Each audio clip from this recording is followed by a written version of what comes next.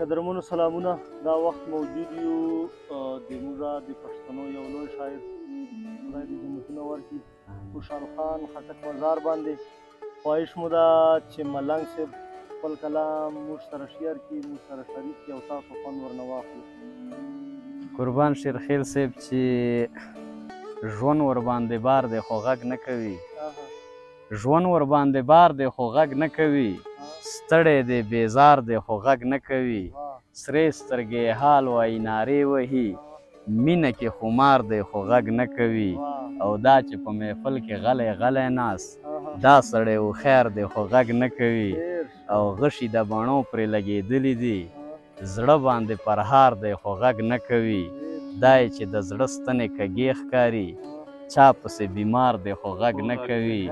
او خوار به وي ملنګ به وي غرق پرک به وي څه په ترتیب وار دی خو غږ نه کوي. ادریس لالا یو غزل به درته ډالۍ کومه چې لا هم ستا د لارو سار کوي لګیا دی،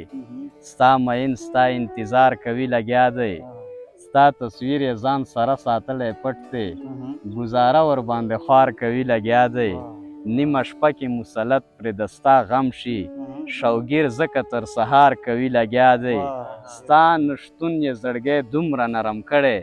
هر سړي ته جی و جار کوي لګیا دی، غمزده دی او خفه دی زړه یې مات دی، خوب کې هم نارې د یار کوي لګیا دی، ضد نیولی چاته حال ویلی نشي فقط خپلو ګوتو شمار کوي لګیا دی، ناروا دي د مرګي دوی کړی نشي، ناروا دي د مرګي دعا کړی نشي، ګنې خپل ژوند ته ازار کوي لګیا دی، پرې تورتم دی غم ماتم دی ستا نه باده غرق ملنګ ژوند په انګار کوي لګیا دی.